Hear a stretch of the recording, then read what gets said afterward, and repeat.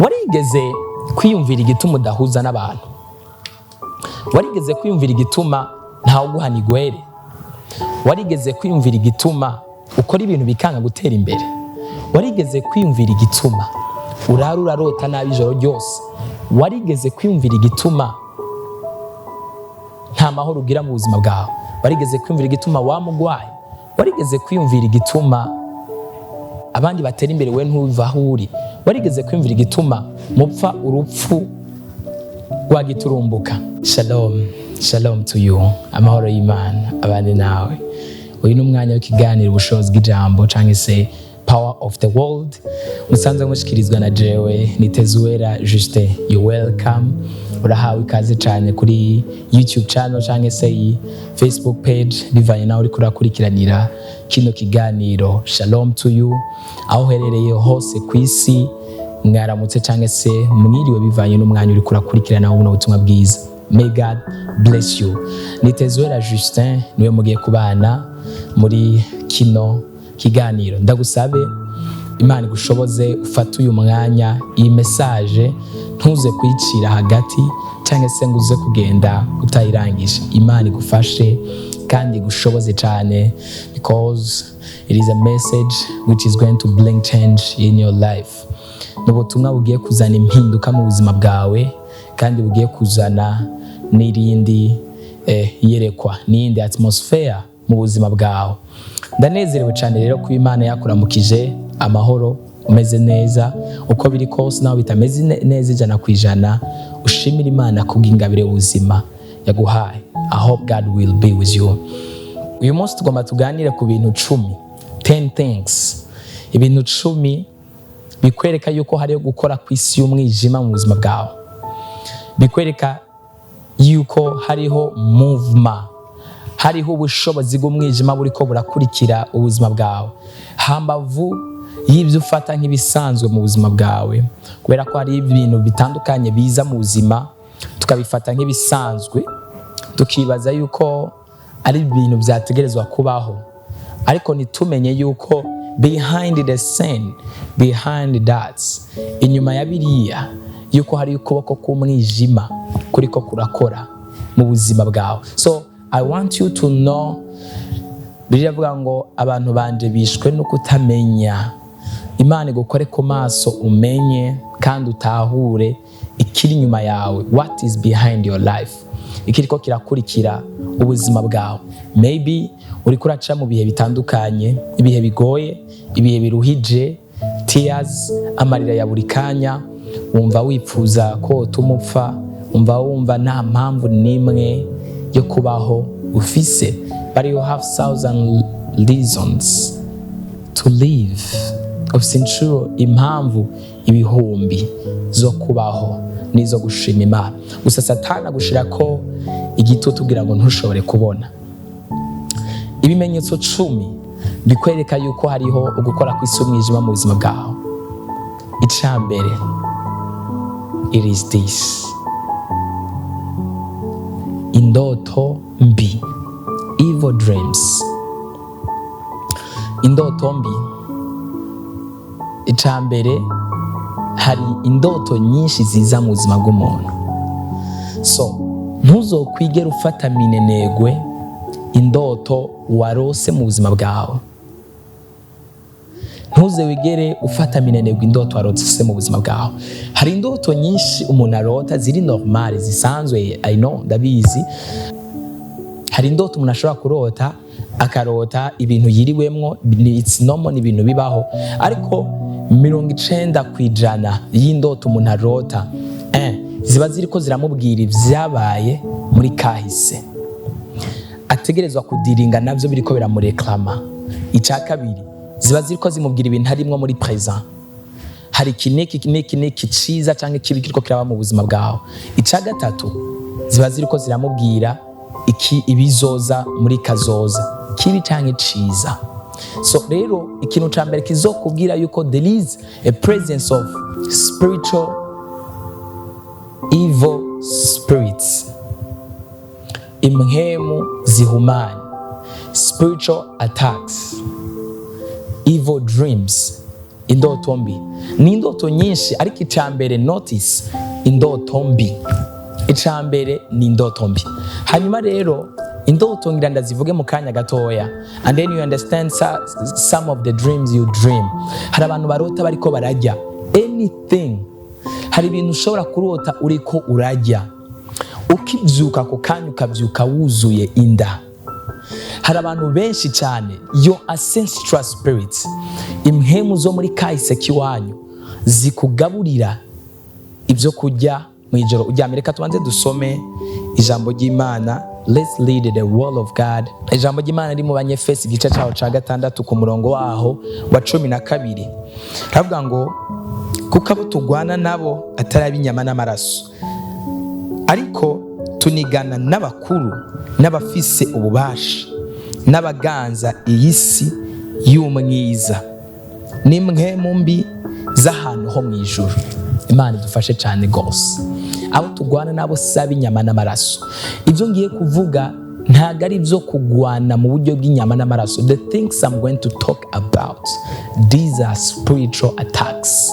Bino ni bitero by'imwemu utazogwana nabyo biciye mu gukubitana ibipfunsi, utazogwana nabyo biciye mu gutukana.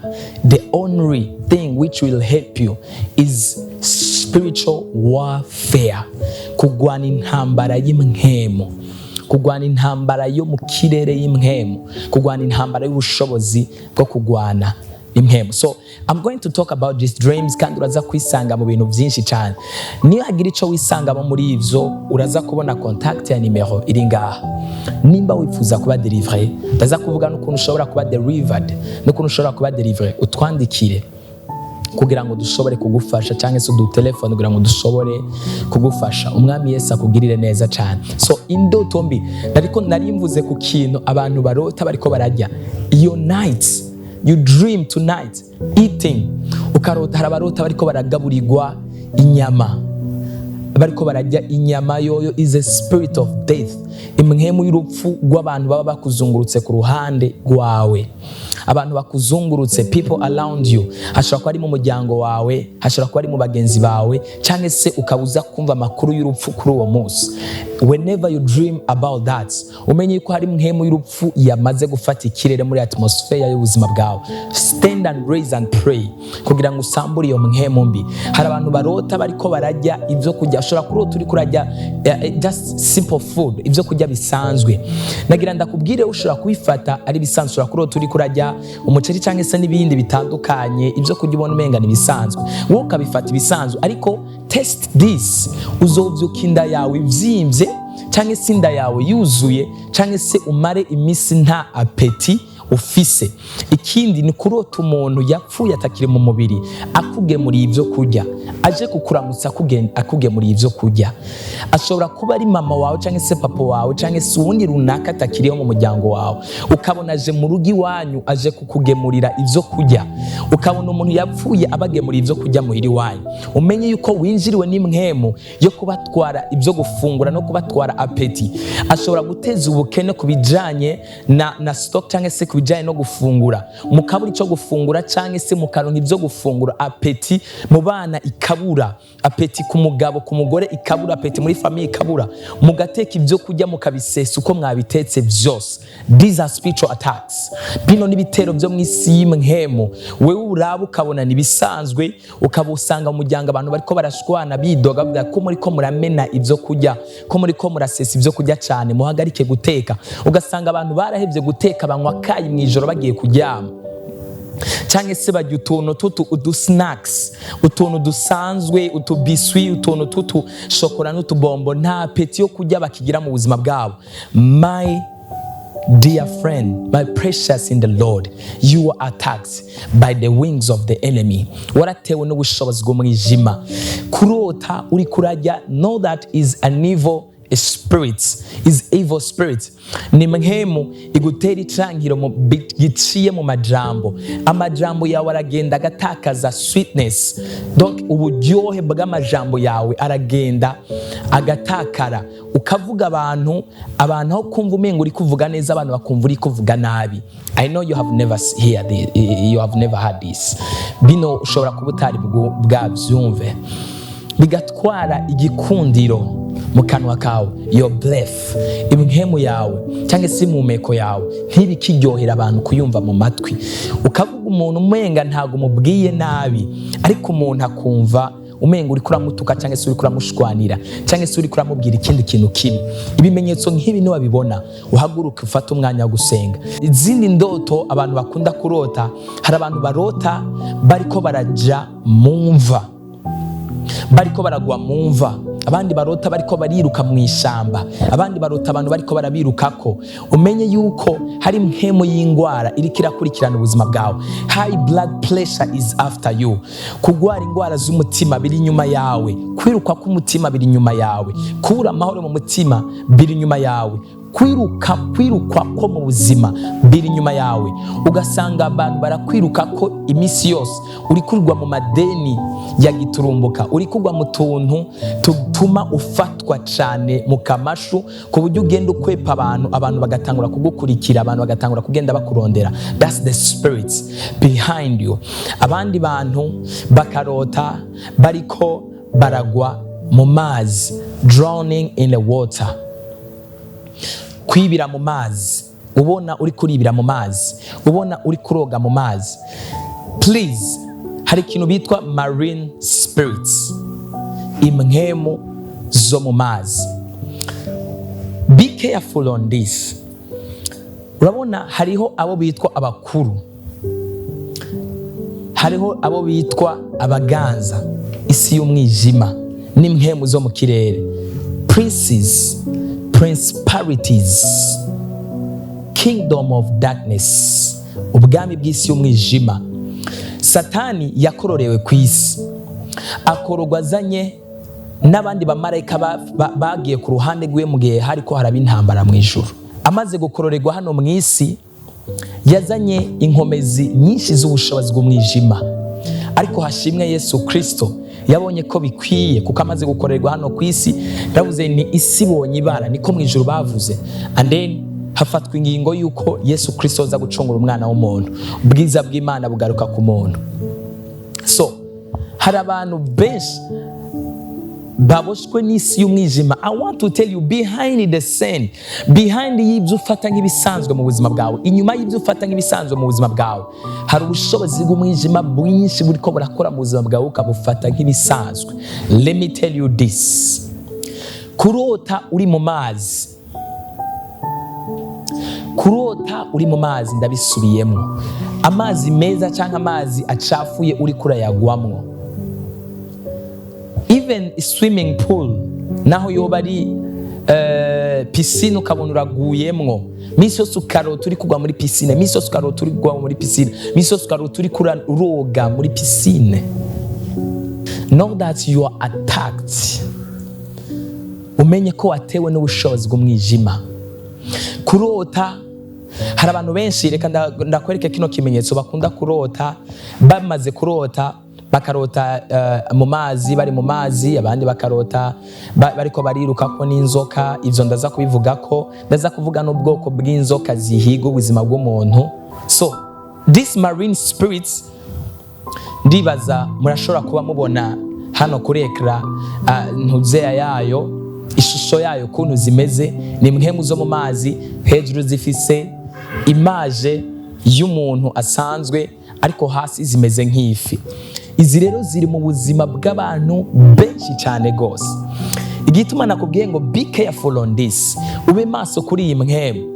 Mu mpemu zose zikorera ubushobozi bw'umwijima, mu mpemu zose zikorera Satani, abadayimoni bo mu kirere, marine spirits, hari uwo bita umushefu wabo w'impemu mu mazi, yitwa Queen of the Coast, is a principality. N'umwe mu baganza w'umwamikazi wo mu isi y'umwijima, because is a lady, n'umugore cyangwa se n'umukobwa, aremwe mu ishusho y'umukobwa, ntago ari umugabo cyangwa se umuhungu. So uyu ni umwe mu bageneral, one of the generals bo mu isi y'umwijima. Wirera ganza ibyo mu mazi byose. Ubwo mvuze mu mazi harimo ahantu hose uzi hari amazi ku isi, impemu zose zikorerayo zo mu isi y'umwijima ziganzwa n'uyu mugore. Rero zifise ama degrees cyangwa se ama ranks agiye atandukanye. Rank ni kapasite y'ubushobozi bwo mw'isi mwe mu muntu aba afise. Rero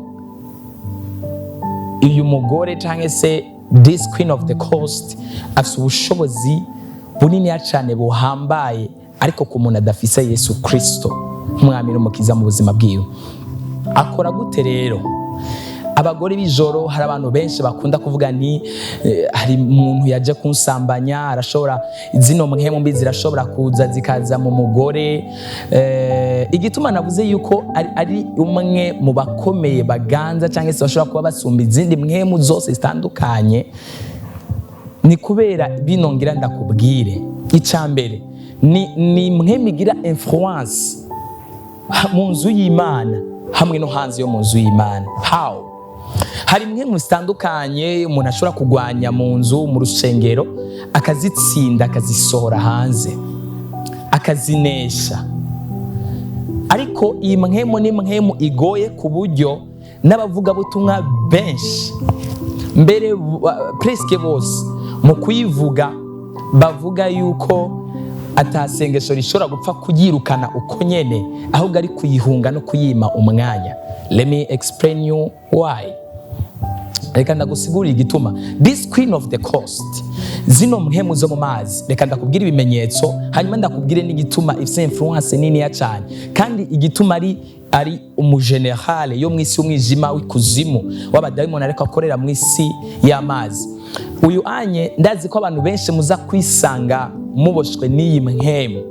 Ikintu ca mbere, abantu bakunda kurota, people wamurota hariho umugenzi wawe ariko aragusambanya, uzi cyangwa utazi. Rimwe ukabona ari kimaje uzi, ikindi gihe ukabona ni imaje y'umuntu utazi, y'umuntu ariko aragusambanya kuri hejuru, yaba uri umugore cyangwa se uri umugabo cyangwa se uri umukobwa cyangwa se uri umusore.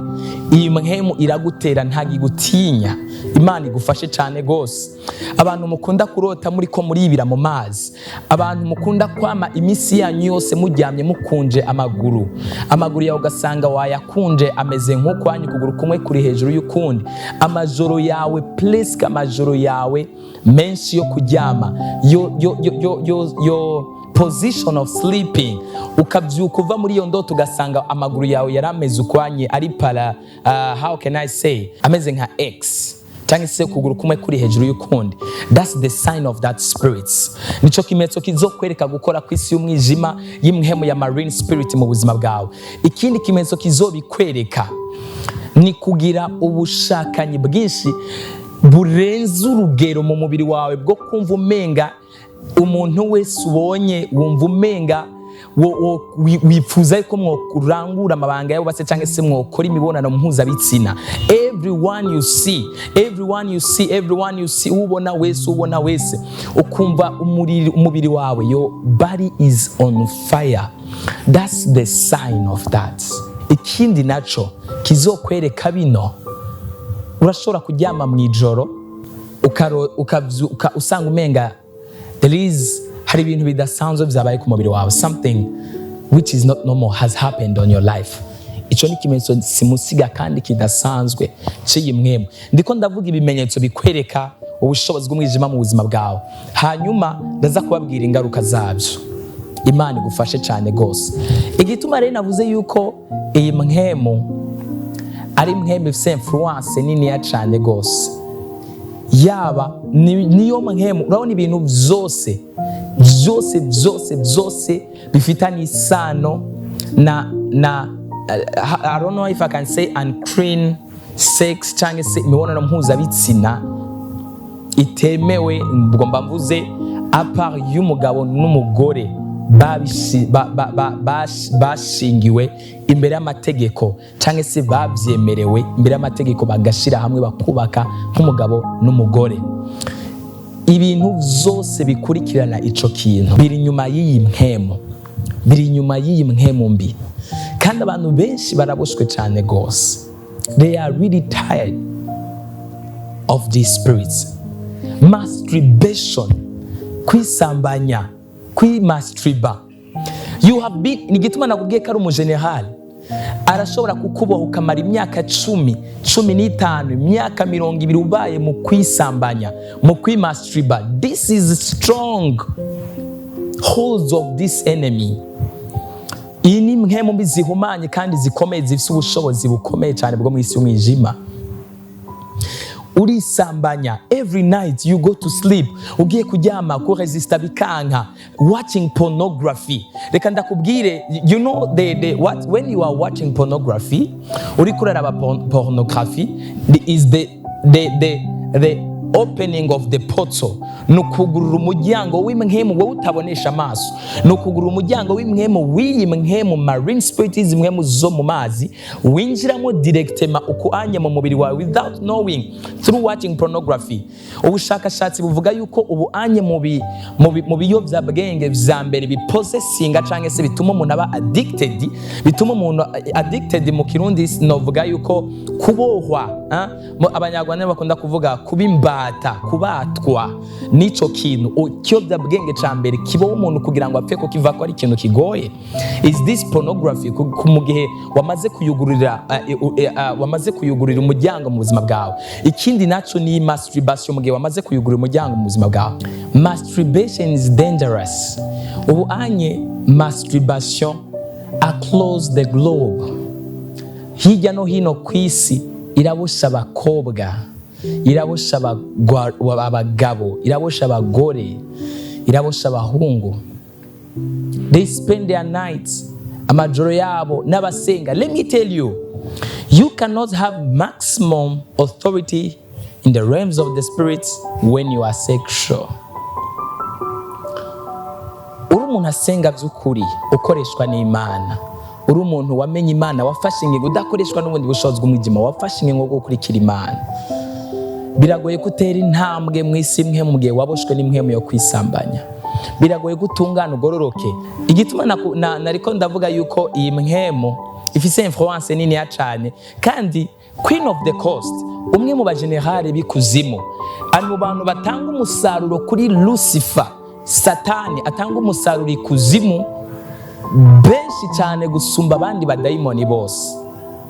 Kandi kubwira igituma, kubera ko niwe mudayimoni akoza cyangwa se atera ubushakanyi bwose bw'ubwoko bwose bubaho.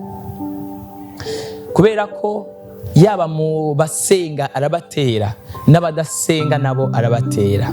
Hari ibintu byinshi bakunda kuvuga bitatu bikunda gushira hasi akenshi abantu bamenye Imana cyangwa se abantu basenga. Icya mbere amafaranga, icya kabiri icubahiro, icya gatatu sex, imibonano mpuzabitsina. Ushobora ko utaruzi imwemu iri inyuma ya bino bintu bitatu. Imwemu iri inyuma ya bino bitatu ni uyu mugore bitwa Queen of the Coast. Ni uyu mugore akorana n'izi asuka iyi mwemu.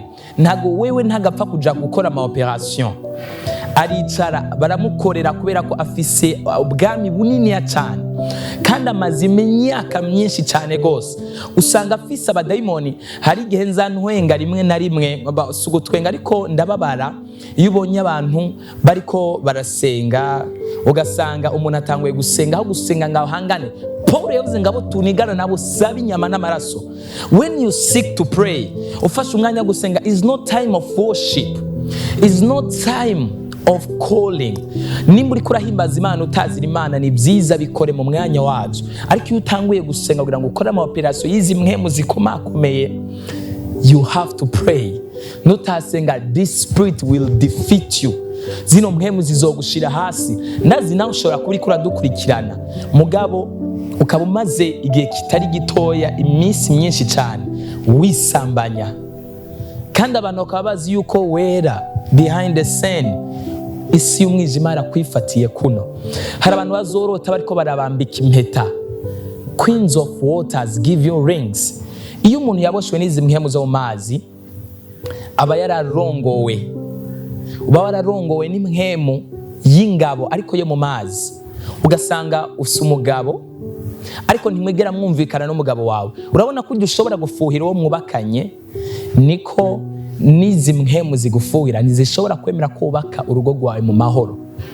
Umuntu wese muba kumwe usanga umugabo wawe muri ko murapfa ibintu bidafashe, umugabo wawe aguhoye ibintu ibintu umuntu atari gutebako ariko ugasanga ariko arabitebako, umuntu atari guhagararako ariko ugasanga ariko arabihagararako, ugasanga ariko arakwanka, ugasanga hari ibintu byinshi agenda kwegeza kure ariko abandi akabegeza imbere, ukarota uriko urasambanywa n'impwemu ukabifata ibisanzwe. Don't take this for granted. Ntubifate ibisanzwe. Naho uba warubatse iragerageza ko ushoboka kugarura urubyaro, ugasanga 99% y'abantu bafise impwemu y'ubugumba muri bo. Queen of the coast is behind it. Impwemu zo mu mazi ziri nyuma yavyo. This marine spirit, they are behind of your barrenness. Ziri nyuma y'ubugumba bwawe. Apart y'abarozi bo kuroga bakugarura urubyaro rwawe n'ibindi, impwemu zo mu mazi ziri nyuma yavyo. Imana igufashe cyane gose. Imana kandi gutabara. Uri umugabo, umugore wese umubonye apfa kugukoza umubiri wiwe ukumva something is coming up in you. Please senga Imana iguhereze gukomera no gushikama. Imana ikwambike inkomezi, Imana ikwambike n'imbaraga. Nariko ndavuga kuri masturbation sinari bwayiheze. Hari abantu benshi bihanye, Mana mbabarira sinzosubira kwisambanya, mbabarira sinzokora ibyaha byo kwisambanya, ariko still is tough. Ndagomba aka kanya uri kuraraba kino kiganiro ubushobozi bw'ijambo cyangwa se power of the world, Imana imanura ubushobozi bwawe n'inkomezi zayo mu buzima bwawe, utangure kuba deliver kuri iyi mpano. Hari benshi bagenda bakavuga in public, narimeze uko narabihebye, ariko kandi bakibifise when they go to sleep, bagiye kuryama, bagiye mu cumba, bagiye muri douche, girls are dying. Abakobwa bariko baratakaza ubwiza bw'Imana kubwa masturbation. Nagira ndakubwire hari ibintu byinshi bikorora ubwiza bw'Imana, ariko impwemu ya masturbation nayo ikorora ubwiza bw'Imana mu muntu gusumba ibindi bintu byose. Reka manze ndeke kuvuga kwanza ku bwiza bw'Imana. You know, imbuto z'umugabo nizo zirimo ico bitwa self confidence cyangwa se akanyabugabo. Umuntu abaye mu buzima bwo kwisambanya na masturbation nta self confidence akunda kugira. Akenshi aba ari umuntu yitinya, kandi ubwonko buraba destroyed, bukananirwa kuza burafata decision mu buryo bwihuse. Ubwonko burateba gufata decision. Urashobora gufata umwanya bakubaza ikintu mugabo bikanka kuronka decision cyangwa se inyishu y'ico kintu, kubera ko yo ugira delayments mu bwonko bwawe muri cerveau yawe, because that spams you are giving out always biciye mu kwisambanya. You are losing your self confidence. Uri kuratakaza inguvu zawe, uri kuratakaza inkomezi zawe. It contains your strength. Ku bantu babaye muri kino caco kwisambanya, yaba uri umukobwa, yaba uri umugabo, yaba uri umugore, yaba uri n'umusore, iyi message niyo kugufasha kugira ngo umenye what is behind you, n'ukuntu ushobora kuboka, n'ukuntu ushobora kuba delivered. Imana igufashe cyane. Ibi byose nababwiye ko ibiri inyuma yavyo ni izi mpwemu zo mu mazi. This queen of the coast, one of the general. Nico gituma ushobora kwihana. Urashobora kwihana kwiba ukabiheba, urashobora kwihana kubesha ukabiheba, mugabo ugasanga warihanye kino caha million times, inshuro amamiliyoni n'amamiliyoni, ariko still gusambana byaranse guhera, kwisambanya byaranse guhera. Masturbation is still tying you. May God has mercy on your life. Imana ikugirire imbabazi kweze kandi gutunganya. Ibyiyumviro bidasanzwe byo kwisambanya. So uko rero umuntu atakaza self confidence ni capacity y'umuntu yo kwihagarako cyangwa se yo gufata ingingo cyangwa se yo kwidefanda mu bihe bitandukanye. So iyo ubaye rero muri kino kintu urabura self confidence yo gushobora guhanga amaso umuntu, kuraba umuntu, kuvugana n'umuntu, kuba serieux mu bintu uri kurakora. Aho ni mu buryo bw'umubiri.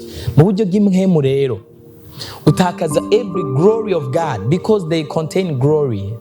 Utakaza ubwiza bw'Imana muri wewe. igihe cyose ubaye mu cyaha cyo kwisambanya urumva umenga wakorotse. Ndabizi abenshi muri mwebwe murabikora ariko mukaca mutangura kurira, why, kubera iki nabikoze, ugaca utangura kwicuza, why this, mana, you feel like crying, ukicuza igituma wabikoze. You feel like you should not be doing that. This is your season. Nimba uri muraba kino ni igihe cyawe cyo kubohoka. Hari ubushobozi Imana yaduhaye, hari n'ubushobozi Imana yatanze bwo kubohora bari mu minyororo imeze nk'uko. God is love and God loves you. Imana iragukunda urukundo rudasanzwe. So I want you to be delivered. I don't want you to keep on living in that kind of situation you live in. Muri iyo situation y'ubuzima ubayemo, Imana igufashe cyane gose. So izi mpemu rero yaba bari mu nzu y'Imana barabushwe n'izi mpemu, binjiye mu rusengero basenga mu gitondo no ku mugoroba kandi baboshwe n'izi mpemu kandi babikora mu ibanga. Ariko Paulo yavuze ngo abo tugwana nabo sabi inyama n'amaraso. Ntabwo abo tugwana n'abari babandi bene data bo mu rushengero kubera amashari, kubera ibinibi, kubera uyu n'umuririmbyi, uyu n'umuvugabutumwa, uyu niki mugirana ama blood affair. Abo sibo tugwana nabo ni babandi bari behind. Hari ico bitwa ingeso. Ibingeso byagenze gute? Ibinyatsi byagenze gute? Icangiro cagenze gute? Ni mpemiza kuri wewe ikirukana abantu ku buzima bwawe. So bino zose bizana icangiro ku buzima bwawe, bizana amahoro make ku buzima bwawe, bizana umunezero mukeya ku buzima bwawe. Reka mvuge ica kabiri. Ikindi ca kabiri kizokwereka yuko hari ubushobozi bw'umwijima buriko burakora mu buzima bwawe. Nothing new. Nta kintu gishasha gipfa kuza mu buzima bwawe. Nothing new comes in your life. Nta kintu gishasha kiza mu buzima bwawe. Misosi ibintu vyamari vya bindi nyene, ya makuru y'ibi bintu bibi gusa, amakuru y'ibyapfuye gusa, amakuru y'ibitagenze neza gusa, amakuru y'ibitariko biragenda neza gusa. Hewe za ngurube zirapfuye, hewe ya projet irapfuye, hewe ya mafaranga arapfuye, hewe ushobora no gushira ugasanga hari projet yari kiragenda neza itarimo umutahe wawe, wewe ukimara kuyishiramo umutahe ubwo nyene iyo projet y'abandi kacipfa. You have a spirit behind your life. Hari mpemu iri inyuma y'ubuzima bwawe. Ushobora kwinjira mu buzima, ushobora kuba uri umukobwa ugakundana n'umuhungu yahora akora akazi ke kameze neza, uwo munsi nyene akazi ke kaca gahagarara cyangwa se muri ayo mezi. Ushobora kuba wari n'umuhungu ibintu byari bimeze neza, ariko winjiye mu buzima bw'umuntu runaka ibintu bye bikaca bitangura kugenda nabi. Reka mvuge uko iyo uboshwe n'impemu, nothing new comes in your life. Nta kintu gishasha kiba mu buzima bwawe ciza. Ibintu vyamari vya bindi nyene, inzara ni ya yindi, gukena ni kwa kundi, kwambara nabi ni kwa kundi. Umwaka wa mbere, umwaka wa kabiri, wa gatatu, wa kane, wa gatanu, wa gatandatu, w'indwi, w'umunani, w'icenda, w'icumi, crying, agahinda, amarira. Iki ni ca kabiri. Imana igufashe cyane gose kandi Imana igutabare. Yosefu amaze gutabwa, baswe kumwica, yabaye mu buzima bubi, amakuru yaguma ari mabi, bamuja yarose indoto zari nziza, izo ndoto zimuzanira ingaruka mbi. Amaze kurota izo ndoto mbi, bane wabo bakwa kumwica. Nta kintu gishasha cyariko kiba mu buzima bwa Yosefu ciza. Bakwa kumwica, baretse kumwica, umwazana inama ariko atari yo kumukiza, no nyene yo kumugirira nabi. Bavuga ni reka tumugurishe, baramugurisha naho nyene atagiye kubaho neza. Ageze kwa Ariyanye, kwa muka Potifari, ageze hariya anye, nta kintu gishasha naco ciza cabaye ku buzima bwiwe. Baramuta mwibohero, bamushira mwibohero, amara iyo misi, nta kintu gishasha cyariko kiba mu buzima bwiwe. Ariko igihe carageze, Imana iravuga nti reka shireho impamvu ndotesha indoto kugira ngo nibuke umwana wanje, nibuke umuntu wanje. Ndagusengeye aho uri hose, uyu munsi mpwemu zose umaze iminsi uhangana nazo, zakwimye amahoro mu buzima bwawe, zakwimye umunezero mu buzima bwawe, zakwimye iterambere mu buzima bwawe, zikurekure mu izina rya Yesu. May these spirits be away from your life. Zino mpwemu zihunga ubuzima bwawe mu izina rya Yesu. Zino mpwemu zije kure ubuzima bwawe mu izina rya Yesu. May this spirit disappear outside of your life. Zino mpwemu zive mu buzima bwawe mu izina rya Yesu Kristo mwenye Nazareti. Nta bagenzi bashasha wigera uronka bo mugisha mu buzima bwawe. Abagenzi bose uronka they are worst friends. N'abagenzi b'indyarya baza bakagusigira ibikomere bibi. Abantu bose uronka n'abantu baza bazanye amakuru mabi mu buzima bwawe. Nta kintu gishasha. Ndagusenge ngo Imana ireme ibintu bishasha this year, uyu mwaka, kuno kwezi, Imana ireme ibintu bishasha mu buzima bwawe mu izina rya Yesu Kristo. Kino ni kimenyetso kizokwereka, kubera ko Satani amaze gukororerwa mu isi, mu ijuru bavuze ngo isi ibonye ibara. So hari impwemu nyinshi zizungurutse isi wewe utabona, udatahura.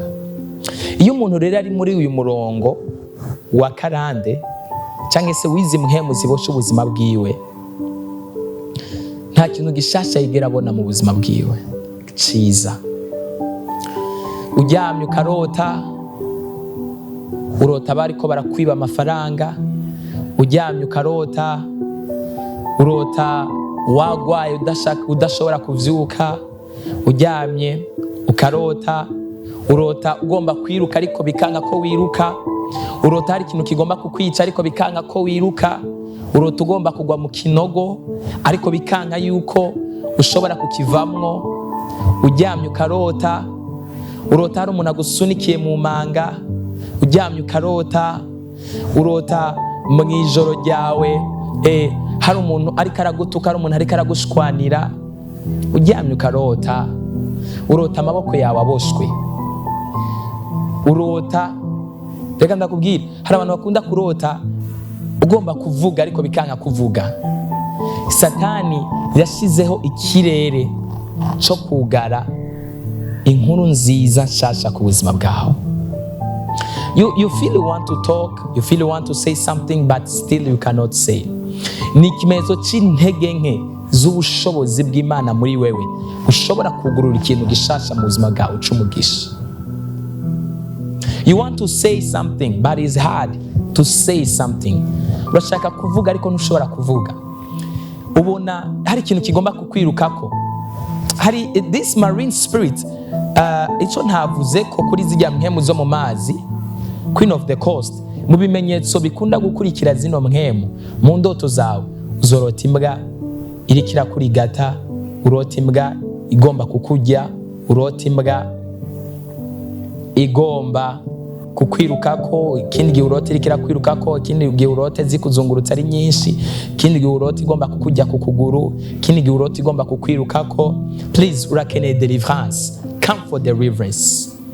Kubera ko ubuzima bwawe buraboshwe, abantu bazokoma bakubona bakwipfuza gusa yuko mushobora gusambana no gukora ibyaha by'ubushakanyi. Nta terambere uzopfa ugeze ko mu buzima bwawe mu gihe ukiboshwe n'izi mpwemu mbi. Biravuga ngo mudodore muzokugururirwa, musabe muzohabwa. Ariko hari abantu badodora, bakora day and night, barakora, bararuha, baravunika, barakora pe, barakora, barashakisha amadiri yose abaho barayirukamo, amasosiyete yose abaho barayirukamo kugira ngo barabe ku buzima bwabo boshobora gutera intambwe. Ariko kubera ko baboshwe, their lives can never make a step. Kandi uri mu ibohero ntabwo ushobora kwisohoramwo kiretse uri hanze yakugaranye, cyangwa se uri hanze ashobora kukugurira ngo wewe ushobore kuva mu ibohero, ntushobora kuva muri iryo bohero. Please, may the hand of God locate you today. Ukuboko kw'Imana kukugereho uyu munsi. Imana yugura amaso yawe, intabare utahure bino bintu ndiko ndavuga. Intabare wumve bino bintu ndiko ndavuga. Nta kintu gishasha mu buzima bwawe kibaho. Nothing new comes in your life. Nothing new. Nta kintu gishasha kiza mu buzima bwawe. Indoto mbi. Nariko ndavuga kimenyetso cya kabiri kizokwereka yuko hari gukora k'ubushobozi bwo mwijima mu buzima bwawe. Baragusezeranira bakakubwira nti itariki ni nzoguha imodoka, itariki ni uzoza gusinya contrat, itariki ni uzoza gukora ibi, itariki ni nzoguhereza amafaranga, itariki ni uzoza gukora ibi n'ibi n'ibi, itariki ni uzoza gutangura akazi, itariki ni uzomera kunuko, itariki ni bizogenda kunuko. Ariko ya matariki ageze cyangwa se ataragera, nyokuru wawe yapfuye akacaza mu ndoto zawe, papa wawe yapfuye akacaza mu ndoto zawe, cyangwa se mwene wanyu yapfuye akacaza mu ndoto zawe, cyangwa se umubiri w'umuntu runaka akacaza mu ndoto zawe, message zikaca zipfa. Ndabwira byagoranye, hari undi muntu twahaye, tuzoguhamagara, tuzokubwira, ibintu nk'ibyo bigaherera muri ibyo, kontra yawe igaherera muri ibyo. Ndagomba Imana ishira urufunguruzo gugura kontra yawe maze iminsi usaba bakakwima mu izina rya Yesu. Uri umukozi mwiza, urakora neza, ufise umwete, ntiwiba, uri umwizigirwa, ariko still barakwimye kontra kandi barayigusezeranira kandi barayikwemerera many times. Ariko when you want to, oh my goodness, bakubwiye ngo we are going to sign contract, ukavuga ni oh my goodness, ngiye kwakira, ngiye gutunga, ngiye kumera uko, ngiye kumera uko, nuko ubuzima bwanje bugiye guhinduka. Still ibintu bikaca bihinduka. Umutima wanje urababaye cyane gose kubwo ubuzima bwawe buriko buraca muri ivyo bintu. Wa mukobwa, wa muhungu, abakobwa bose barakohojeta, abahungu bose barakohojeta. Ufise imheme iri hejuru yawe, you don't know, you don't have news, nta makuru ufise ikiriko kiraba mu buzima bwawe. So iki ngira mvuge ni kimwe kiri muri kino ca kabiri, ndiko ndavuga ko ata kintu gishasha kiba mu buzima bw'umuntu. Apart yuko ata kintu gishasha kiba mu buzima bwawe, n'ikintu gishasha kiba mu buzima bwawe ntabwo gikura. There is no growth of development, nta gukura kw'iterambere mu buzima bwawe. Uratanguye projet ntiva hari ntifise niyo rikiraja, uratanguye umugambi runaka nta ushigikira, ushize amafaranga yawe yinvestinze mu kintu runaka nta uza kugishigikira, uruguruye restaurant urabuza baza kujya ivyo kujya vyawe, uradandaza impuzu nta utumbera iwawe, nta terambere ry'ubuzima bwawe. Oh my goodness, nimba uriko urastrugglinga na bino bintu, urakeneye deliverance, urakeneye amasengesho akubohora, urakeneye ubushobozi bw'amasengesho bukubohora. Wewe wagiriye ubuntu ukaba uriko urakurikirana buno butumwa bwiza, ukaba watabawe n'Imana ukaba uriko urakurikirana buno butumwa bwiza, gerageza uko ushoboye kose, ntiwemere kuguma muri ubwo buzima. Fata ingingo. Turipfuza kugufasha gusenga kugira ngo Imana igukure muri iyo minyororo bohewe mu mwa Satani. Nta kindi Imana yaduhamagariye ni kugira ngo tugusengere, Imana ikubohore, igukure muri iyo minyororo ya Satani yakuboheyemwo. Ndafata umwanya ijoro n'umurango ndiko ndasenga mbwira Imana, ni Imana tabara abantu bawe, tabara ubwoko bwawe bariko baraja mu ntege nke, batabare, babohore, bagirira imbabazi, save them. Bene data, nta kintu gishasha wigera ubona mu buzima bwawe. Nico ubonye nta terambere rihaba. Okay, warabonye ikintu gishasha, warinjiye mu rugo rwawe, you are in your marriage, uri umugore cyangwa se uri umugabo, nta terambere ry'urugo rihari. Umwaka wa mbere, wa kabiri, wa gatatu, wa kane, wa gatanu, wa gatandatu, w'indwi, umuryango waraba hirya no hino, nta bihumbi 500 mufise kuri konti, nta miliyoni 10 mufise kuri konti. Naho wowe ugerageza gukora kandi ukaba basi hariho ubura akazi, right? Kavuga ni nabuze akazi, birumvikana. Ariko urafise akazi, urakora kandi urabona amafaranga aje. Mugabo kubera jya mpemu yakuboshe, amafaranga aza agenda. Uronse amafaranga umwana acagwara, uronse amafaranga umugabo acagwara, umutima ucumufata, muca muja mu bitaro. Muri famiye haca hapfa umuntu mugaterera ayo guhambisha, muri famiye haca hagwara umuntu mugaterereza ayo kumuguvuza. Uronse amafaranga ucobona ikirato ciza kigezeho kacu kigura. There is no development of your life. Everything in every life you live, you keep on hustling. Nta terambere rishasha for years and years. Urarondera amadokima yo kuja hanze cyangwa se n'ibindi bintu, umwaka 1, 2, 3, 4, 5, 6, 7, 8, 9, 10. Oh my goodness, there is no growth of your development.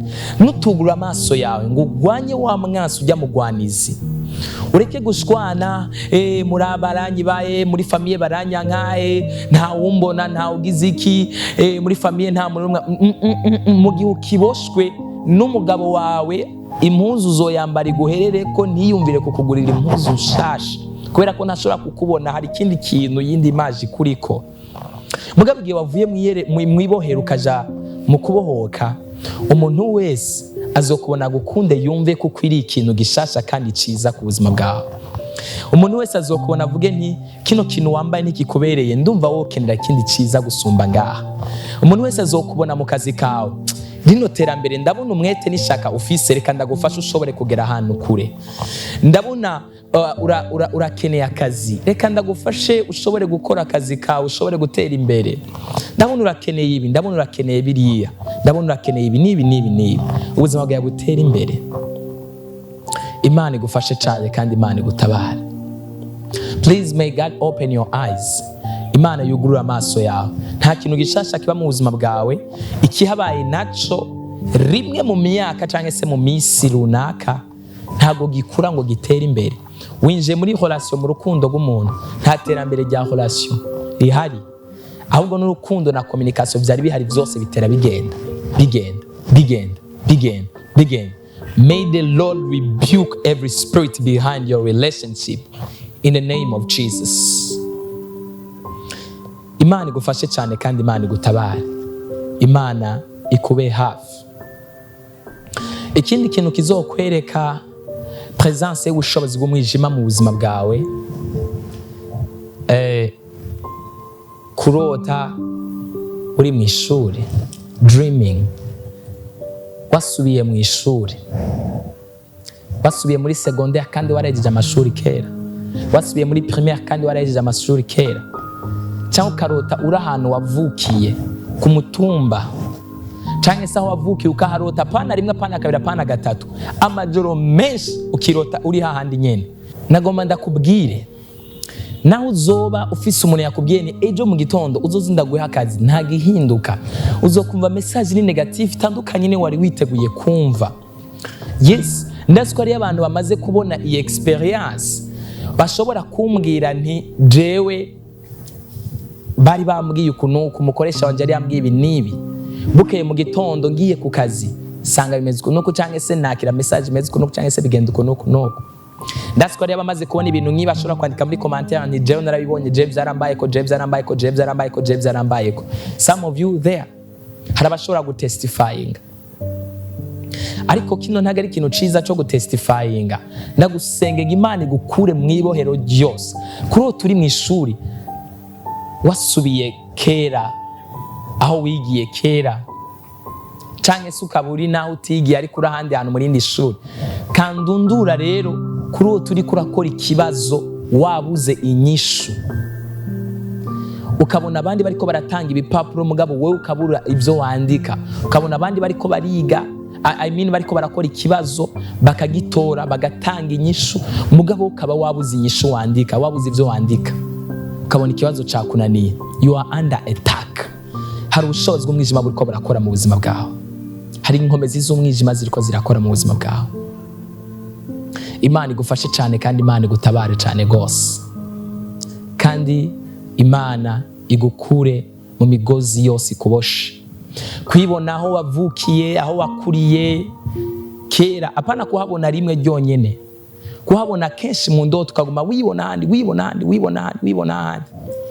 Umuntu umwe yigeze kumbwira ko amaze imyaka 35 amajoro y'ubuzima bwiwe bwose yarota aho yavukiye, atarosa aho yavukiye hakaba hafatanye naho yagiye yiga muri primaire kandi yarahejeje ishuri, yarahejeje byose, kandi mu buzima bwiwe nta mahoro nta munezero, nothing new. Ariko glory to God, kubera ko Imana yaramutabaye, Imana yaramukozeko, Imana yamugiriye neza, Imana yaramubohoye. Nawe Imana irashobora kukubohora, Imana irashobora kugutabara. Hari abantu barota impemu zo mu mazi, hari abantu barota bariko barakubitwa mu ijoro, hari abantu barota different things. So ikindi kintu ngomba kuvuga, kurota mwijoro uri kura smokinga, uranywa itabi cyangwa se umwotsi, uri kuranywa umwotsi. Ndabizi some of you hari abashobora kuba bararose izino ndoto. Kino ni ikimenyetso kikwereka gukora kw'isi y'umwijima mu buzima bwawe. Smokes, generational curse, umuvumo wo muri karande uba uri kurakurikira ubuzima bwawe. So your life needs to be delivered. Your life needs to be delivered, complete deliverance. May the hand of God be upon you. May the grace of God locate you. Can I tell you something? Ndashaka kukubwira ikintu kimwe. Some of you see yourself dreaming tonight. Murota mwijoro kavuga ni, oh my goodness, I saw dreams, nabonye indoto, nabonye ibi n'ibi mu izina rya Yesu, amen. Oh, you think you pray. Paulo yavuze ni abo tugwana nabo saba inyama n'amaraso, for we wrestle not, kuko abo tugwana nabo atari abo inyama n'amaraso, ariko tugwana n'abakuru baganza isi y'umwijima, queens of waters, principalities, rulers, and the kingdom of darkness. Abakuru, abaganza, abamikazi b'isi y'umwijima hamwe n'abaganza isi y'umwiza. Imana igufashe cyane gose. So ikindi kizokwereka yuko ari ugukora kw'isi y'umwijima mu buzima bwawe, it is this: you go to sleep tonight, ugiye kuryama mwijoro, urarose, utanguye kurota, ubona abantu bariko barakuniga, ariko kino ni kimwe. Ikindi nshaka kuvuga coco kiteye ubwoba, n'abantu banigwa mwijoro. Ushobora kuja kuryama ugiye gusinzira, ugisinzira gatoya ukaca wumva hari umuntu yariko arakuniga, ugisinzira gatoya ukaca wumva hari umuntu yariko arakumanura ikuzimu, ukaca wumva umenga hari ibintu vyariko biragutwara. Something has been taking you. Hari ibintu biriko birakumanura, hari ibintu biriko birakumanukana, hari ibintu biriko birakujana. Something is taking you deeper. Ushaka kuba uryamanye n'umugabo wawe ku gitanda kimwe, muri ku gitanda aryamye ngaho nawe uryamye ngaho muraranye, hanyuma ukumva arakangutse, abone nibiki hari ikintu cyariko kiraniga, hari ikintu cyariko kirantwara. Cyaka avuga ngo ntaco ubifata ibisanzwe. There is what we call nightmares. Night bisigura ijoro, mare bisigura visitation. So nightmares bisigura night visitation mu Congereza, mu Kirundi bisigura ijoro, night. Twese turabizi ko night ari ijoro. Hanyuma visitation ni kugendererwa. Iyo habaye kino kintu night visitation, kugendererwa n'impwemu ihumanye mw'ijoro, niho uryama ukabura itiro, uryama ukumva uri kuranirwa, uryama ukumva ibintu biriko biratwara impwemu zawe, uryama ukumva hari ibintu biriko birafata impwemu zawe, uryama ukumva hari ibintu biriko birakumanukana, uryama ukumva hari ibintu biriko birakubuza amahoro, uryama ukumva hari ibintu biriko birakugwanya. Something is fighting against you. Hari abantu benshi cyane banse kuryama, bahebye amajoro yabo yo kuryama. Kubera iki? Igihe cyose bagiye kuryama bumva ibintu biriko birabaniga, barabura itiro, bakumva ntibashaka no kuryama. Bagiye kuryama baratinya kubera ivyo baza kubona mu ndoto, baramaze kwifata nk'ubuzima bwabo bwa buri munsi. Ivyo byose birafectinga ubuzima bwabo, bigaruka mu ngaruka z'ubuzima bwabo. Inyatsi, kutaronka, kutakira. Hari ico bitwa bad luck. Reka mvuge kuri kino ca kane, bad luck. Amahigwe make, nta mahigwe make abaho, cyangwa se nta mahigwe mabi abaho. N'ubushobozi bw'umwijima bukuza kwinjira muco wategerezwa kwinjiramo, biciye muri za ndoto mbi, biciye muri impwemu zo mu miryango, impwemu za karande, amablokaje n'ibindi bitandukanye, no gukora kose kw'isi y'umwijima. Ugomba kuronka umugisha wawe bikaca bihagarika. Abantu bakavuga ngo ufise amahigwe make, ngo ufise umugisha mukeya.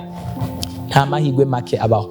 Reka ndakubwire mu Kristo canke se we muntu uri kurankurikirana, nta mahirwe make abaho kandi nta mahirwe mabi abaho, ahubwo no gukora kw'isi umwijima guhagarika umugisha wawe. Nta nyatsi ibaho. Iyo bavuze inyatsi hari abantu bumva umenga ni ikintu kiba kiri ku muntu. Oya, ni mwemi biri ku muntu ihumanye isunika ibintu vyiza ko biza ku buzima bwiwe, isunika abantu beza donc b'umumaro ko baza ku buzima bwiwe, isunika abantu bafadika ko baza ku buzima bwiwe. Nico bitwa amahirwe mabi canke se amahirwe make? No, you are under the control of the wings of the enemy. Reka mvuge rero ku kindi, hari abantu benshi cyane bari bahagaze neza mu gakiza, uyu munsi bariko barastrugglinga n'icyaha. Ikintu kizokwereka presence y'ubushobozi bw'umwijima cyangwa se ubushobozi bw'abademoni mu buzima bwawe, struggling with a sin, gustrugglinga n'icyaha. Uyu munsi wahagaze, ejo waguye ejo wahagaze, waguye ejo waguye, ibintu byinshi. Icyo utanguye ntugisozera, icyo utanguye ntukibandanya, imigambi utanguye ntuyibandanya, donc projet yose utanguye ntuyibandanya. Urashobora gutegura ikintu, hari n'abantu bategura fete bikanga ko ayishira mu ngiro, tegura mariage bikanga ko ayishira mu ngiro, tegura ikirori runaka bikanga gishira mu ngiro, tegura urubanza runaka bikanga ko arushira mu ngiro, tegura evenement runaka bikanga ko ayishira mu ngiro, tegura gukorera Imana bikanga ko bishira mu ngiro, tegura gutangira Imana bikanga ko bishira mu ngiro, tegura gusoma igitabo bikanga ko bishira mu ngiro, gutegura ibintu bitandukanye. Donc icyo utanguye ntago gishira mu ngiro cyangwa se ngo gisozere cyangwa se ngo kibandanye, icyo utanguye gikatikira mu nzira cyangwa se kigahagarara mu nzira. No kutagera ku bintu bikomeye uko no gukora kw'isi y'umwijima mu buzima bwawe, Imana igutabare kandi Imana igufashe kandi Imana ikugwanirire.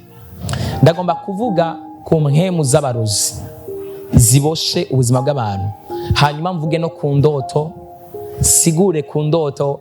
Ndagomba nsigure indoto gatoya, hanyuma ibindi navyo tuzoibandanya mu kiganiro gikurikira. Nimba ufise indoto zitandukanye urota zikagucanga, hari abantu bagira indoto mbi kubera kurota nabi, barabuze itiro mu buzima bwabo. Nta ijoro ryabo bajyama isaha imwe cyangwa amasaha abiri, itiro rikaca ribura completely in their lives.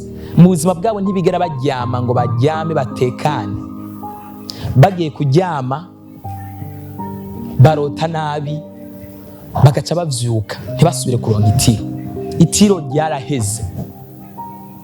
Hari abantu barota bariko barajya, izo nabivuze, kuzura inda n'ibindi, izo mpembi zose.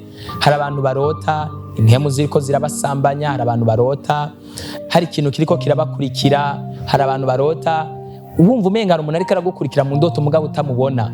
Uzomenya yuko hari umuntu ariko aragukurikirana mu buzima bwawe, hari umuntu ari inyuma y'ubuzima bwawe, ari inyuma y'ubuzima bwawe, ari inyuma y'iterambere ryawe. Hari abantu barota bariko baramurasa cyangwa se bamucumita, akabona amaraso ku mubiri wiwe avuye. That's the evil sign mu ndoto zawe. Ikimenyetso cyo gutakaza n'ikimenyetso cyo kudatera imbere, n'ikimenyetso cyo kubura amagara meza. So ikintu ca gatanu kino naco kirakomeye cyane, kwamana amagara make ku bantu bakuzungurutse, ku giti cawe, kuri wewe, ku muryango wawe no ku buzima bwawe. Umwana yagwaye, umugore yagwaye, nawe wagwaye, akagwara kavamo haza kandi, ukuguru gukiza ufatwa n'ukuboko, ukuboko gukiza ufatwa n'izuru, izuru rikize ufatwa no munda, munda hakize ufatwa n'umutima, umutima ukize ufatwa na diabete, diabete igabanutse canke sigakira canke Imana ikagukorera ikindi gitangaza, ugwara umutwe, umutwe ukize ukama amaraso. Donc ingwara, utuntu tw'amagwara, umwanya wari wo wose. Murazi abantu bama bagwaye, murabazi badashobora guhera iminsi 3, iminsi 2, indwi zingahe. Nimbuze umuntu umwe afise muri ivyo bimenyetso, mubwire ko hari ibitangaza n'ibimenyetso Imana ikirakora byo gukiza abantu. Niyo ufise kimwe muri ivyo bimenyetso, this is our contact. Tugusengera kugira ngo Imana ikubohore kandi Imana igukize. Ingwara, kino ni ikimenyetso kikwereka gukora kw'isi y'umwijima kudasanzwe. Abadayimoni bari hejuru y'ubuzima bwawe, abazimu bari hejuru y'ubuzima bwawe. Urababara mu mafyigo, urababara umugongo, urababara mu maguru, amagufa yama yarushe, inyama zama zarushe zo mu mubiri wawe, imitsi yazibye. Donc ibimenyetso by'ingwara anytime. Ingwara zihoraho, ingwara zamaho mu muryango wawe. Nyokuru yagwaye, papa wawe yagwaye, abana bagwaye, uronsa amafaranga n'akazi ugaheba, ukicara mu muryango wawe. Hirya no hino utugwara mu bitaro, mutagiye mu bitaro bakabasezera mukaja kugwarira muhira. Ingwara zamaho. Impfu, gupfisha vyamaho. Hari ibindi ari ubushobozi bw'umwijima, atari ubugombe bw'Imana mu buzima bwawe. Imana igutabare kandi Imana ikubohore kandi Imana igukize kandi Imana ikwiyereke ku rugero rudasanzwe. May the Lord God reach you wherever you are. Aho uri hose Imana igushikire kandi Imana ikugereko kandi Imana ikube hafi. Hari abantu barota ibikoko bitandukanye, inka ziriko ziramwirukako. Attention, nimba mu ndoto zawe warigeze kurota uri kurajya ibijumbu n'amateke n'imyumbati,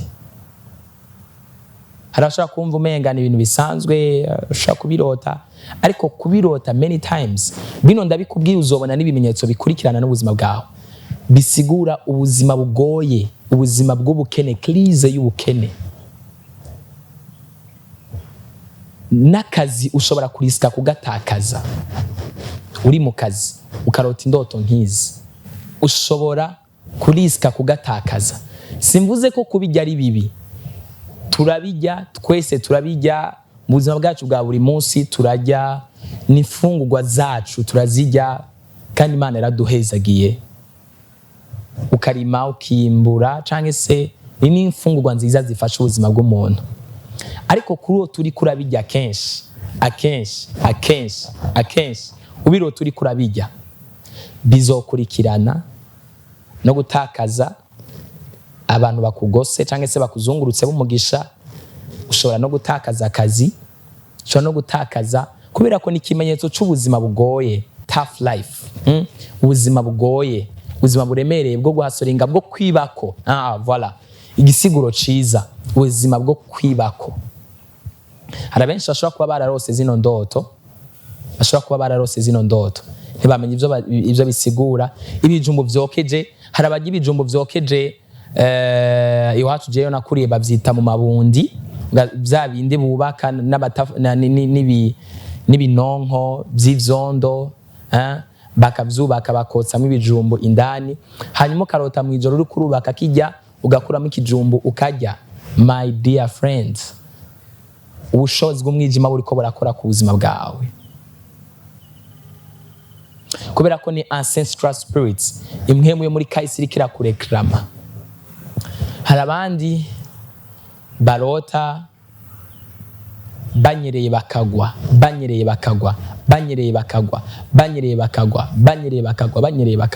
kandi bakababara. Ugasanga yavunitse ukuboko, ugasanga yavunitse ukuguru, ugasanga ni gutakaza umuntu w'umugisha mu buzima bwawe, ni gutakaza umuntu w'umumaro mu buzima bwawe, kandi ni gutakaza kote point fort yawe, ahantu haba hari inkomezi zawe. Urabona umuntu mu buzima wese aba afise ahantu hari inkomezi ziwe, ahantu aziga inkomezi ziwe, avuga ni hano hari inkomezi zanje, hano harakomeye, hano ndahazi harakomeye, hano ndahazi harakomeye. Akaba avuga nti hano ndazi ndishingira intahe. So Imana igutabare cyane gose kandi Imana igukize. Ni byinshi novuga, indoto nyinshi, mugabo ushobora kuba warafise n'izindi ndoto warose zagucanze. Twandikire uturondere kuri Numero tugusigurira indoto hanyuma tugufashe no gusenga tugutauze. Hari abarota ibiyabu biriko birabarunguruka, biriko birabazunguruka, biriko birabirukako. Hari abarota inka ziriko zirabaseka zibababaza. Inka ni ikimenyetso ciza. Inka ifise ivyiza gusa mu buryo bugaragara bu physically, ariko kurota iriko iraguseka ni ikimenyetso c'amageragezwa. Donc iriko kuguseka ndibaza ni Kirundi twese turagitahura. Igusetse, nta muntu numwe adakunda inka. Ibiri ku nka vyose n'ivyiza vyose bifise umumaro mu buzima busanzwe, ariko kurota inka iriko iraguseka uzorabe akenshi igihe cyose uzobirota bizokurikirana n'amakuru mabi abantu bakubwira, bizokurikirana no kugira umutima mubi muri wewe, ukumva uriyanse, ukumva ufite umutima mubi. Ayayayaya, kino rero rico ngomba kurangirizako. Abantu bose ushobora kuvyuka mu gitondo, hari mwemwe z'abadayimoni bakorera muri groupe kandi bafise inguvu nyinshi. Ushobora kuvyuka mu gitondo ukumva uriyanse, nta muntu umwe agukunda, kumva wozimya telefone, kumva wokugara telefone, ukumva wo block abantu bose ufise muri telefone, kumva womara nk'imisi 2 cyangwa 3 utari ku murongo, kumva ushaka kuba isolé. You are visited by ancestral ghost. Wagenderewe n'imizimu y'abapfuye kandi nta makuru ufise, watewe n'aba badayimoni. Many of them hari ababitwa abadayimoni aba Belial, bamwe hari ababituko, ariko akenshi umuntu aba yagenderewe n'imizimu y'abantu bapfuye, swate mu miryango y'iwanyu canke abandi ahantu batandukanye. Ukumva uyo munsi ukaba ari guhura n'umuntu mu gica cyangwa ugasanga ari ikintu cyo mu gica cyari kukubako cyangwa se muri iyo misi, ariko ukaca wumva woja kure y'abantu, ukaja kure y'abantu, ukitandukanya n'abantu bose. Nta muntu n'umushaka kuvugisha, nta muntu n'umushaka kubonana nawe, nta muntu n'umushaka kuyegereza. Every people you want to go away from them. Kandi umugisha uzova ku Mana uce ku muntu kugira ngo ugushikire, ariko ushaka kuja kure y'abantu, nta muntu n'umushaka mu buzima bwawe. What do you want? What do you think it is? Wibaza kari iki? Ni ubushobozi bw'umwijima mu buzima bwawe. Ni inkomezi z'abadayimoni ziriko zirarondera ubuzima bwawe. Ni inkomezi za Satani ziriko zirarondera ubuzima bwawe. Imana igutabare kandi Imana ifashe kugutahura kino kintu. Kandi bono ubushobozi bw'abadayimoni nibwo butuma umuntu yiyahura. 90% y'abantu biyahura baba batewe na zino mpemu, these demons. Bakiyahura, wow! Umuntu ashobora gufata ingingo yo kwiyahura ngo nuko umuntu yamwanse, umukobwa yaguhevye, fiancé wawe yaguhevye, naho yoba ari umugabo yaguhevye. Nta bubasha, nta burenganzira umuntu warufise bwo kwiyambura ubuzima. Ariko zino nkomezi zirakumvisha yuko this is a true story. Ini nkuru y'ukuri nzi niboneye umuntu yatewe n'ubushobozi bw'abadayimoni, aragenda arishira kure y'abantu. Wenye n'ubwiwe arumva amajwi ariko aramubwira ice nta muntu n'umwe agukunda. Umuntu arafata, yafashe umuhoro, abaza umuhoro, afata umuhoro arikata izosi, ararikata. Nta muntu n'umwe amubwiye gukora ivyo, nta muntu n'umwe ariko aramushirako pression. Wenyene amajwi y'abadayimoni aramubwira nta n'umwe agukunda, abantu bose barakwanka, abantu bose ntibakwemera, abantu bose barakwanka. Kill yourself. Iyice, igirire nabi, ikure muri societe, ikure mu kazi, ikure mu bantu, ikure mu bagenzi bawe, ilotire muri iyo groupe. Soka mu rushengero, soka muri chorale, ntibagukunda muri chorale. Soka mu rushengero, ntibagukunda. Soka mu muryango, ntibagukunda. Wenyene ukirotira, nta muntu umwe yagukuyemo. Wenyene araka kuyica, abantu baza ibara rigomba rigwe bamutwara kwa muganga. Hari habuze gato ngo yiyice yimare. Yaratwaye igihe kinini kugira ngo ashobore gukira ave mu bitaro. Imana yaratabaye, baza abantu atarapfa babonye amaraso ariko araseseka iyo yari ari mu cumba, amaraso ariko araseseka. This is a true story. Ini nkuru y'ukuri.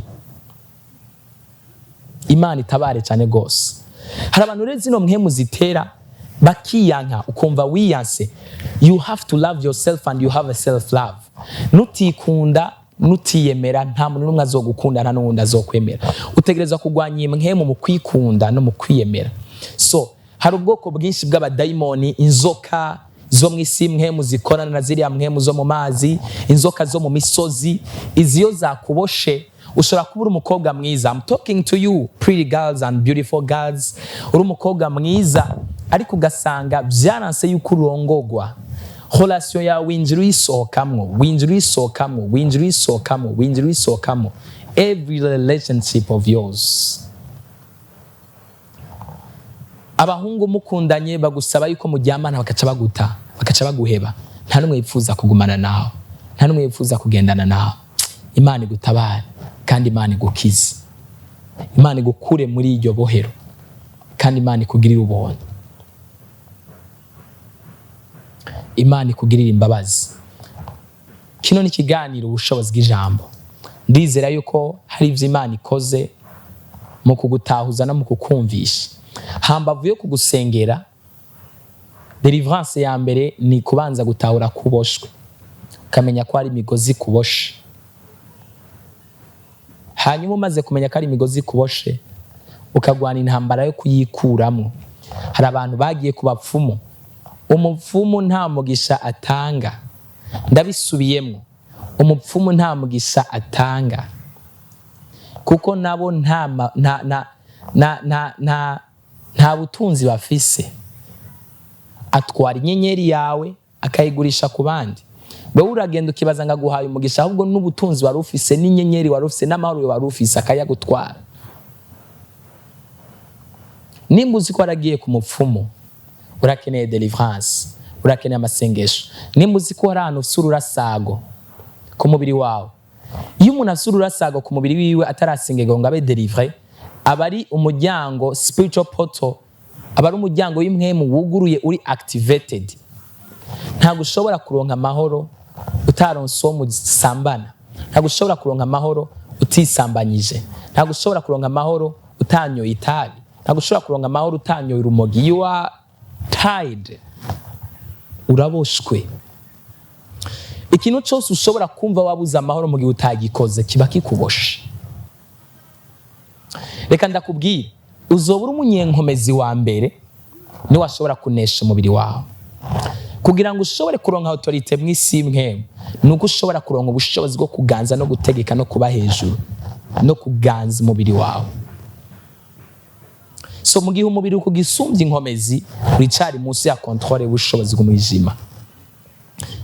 Hari abantu bashavura, anger, unprovoked anger. Ukumva washavuye agasibe mvuze ntagari hangover ya indi umuntu avyukamo mu gihe yaborewe, avyuka vomisa. Nicagiye wumva umutima wasivye, wumva umutima nta kiwusosera, wumva wo kwiyahura, wumva wo kwiyanka, wumva kabisa abantu bose baguteye iseseme, ibintu byose biguteye iseseme, wumva byose wabyanse byakubihiye. Bamaso, ubwo n'ubushobozi bw'umwijima mu buzima bwawe, ubwo n'ubushobozi bw'abadayimoni mu buzima bwawe. Imana igutabare kandi Imana igukize. Warigeze kwiyumvira igituma udahuza n'abantu? Warigeze kwiyumvira igituma ntawe uguhana igwere? Warigeze kwiyumvira igituma ukora ibintu bikanga gutera imbere? Warigeze kwiyumvira igituma urarota nabi ijoro ryose? Warigeze kwiyumvira igituma nta mahoro ugira mu buzima bwawe? Warigeze kwiyumvira igituma wamugwaye? Warigeze kwiyumvira igituma abandi batera imbere we ntuva aho uri? Warigeze kwiyumvira igituma mupfa urupfu rwagiturumbuka? Kino nzokivugako. Ugasanga abantu mu muryango, umugabo, umugore, hari impfu zagiturumbuka. Kino nzokivugako mu kiganiro gikurikira. So Imana igutabare kandi Imana igufashe. Ibyo byose ubona umenga ni ikibazo ku buzima bwawe, God has its solution. Nimba wafashijwe, sonda share, sonde like, sonde partage. Nimba hari n'ivyo watahuye muri bino, twandikire kuri nimero ubona kuri screen, uturondere kuri nimero ubona hano kuri eka, tugufashe. Imana ikugirire ubuntu. Kino ni kiganiro ubushobozi bw'ijambo, je ndakibashikiriza nitwa Nitezuwera Justin. Imana ibagirire neza, Imana ibahezagire. Iyi message kwiragiza hashoboka hose kugira ngo abantu barushize gutahura kandi barushize gufashwa no kugendererwa n'Imana. Ubuntu n'imbabazi n'amahoro z'umwami wacu Yesu Kristo bibe ku buzima bwawe. In the name of Jesus. Amen. Naguma mfata umwanya wo kugusengera gato. Want to pray for you. Yanga Imana ikwambika inkomezi. Ababaye muri ivyo vyaha vyose, abakoze ibirya vyaha vyose navuze, abakoze biriya bintu vyose, hari ivyo ntagiye mvuga, kumva ushaka kugikora ikibi, kumva ushaka kugira umuntu nabi, kumva ushaka kubeshera umuntu, kumva ushaka kwicisha umuntu, kumva ushaka gukorera umuntu ikibi, kumva wanse umuntu ibishavu, gushavura vuba, kugwanya umuntu nta kintu yagutwaye, kugumana ibishavu by'umwanya wari wose, gushavura ishavu riri hafi. Ibyo byose n'ibimenyetso byo gukora kw'isi y'abadayimoni mu buzima bwawe. Hari ibintu byinshi, ibimenyetso byinshi cyane gose. Kamanzi ndagusabira imbabazi ku Mana, hama ndagusabire n'Imana igushoboze kandi Imana igufashe. Mana ndamusabira imbabazi uyu mwene data, mutabare umugirire ubuntu n'imbabazi. Ibi byose yaciyemo byamuzaniye intege nke, byamuzaniye gucika intege, byamuzaniye kwihebura, byamuzaniye ingaruka mbi mu buzima bwiwe. Ariko ndamusengeye ngo mutabare, imbabazi zawe zimubonekeko, kiganza cyawe ciza kibe ku buzima bwiwe. Mpemu yera abe hejuru yiye.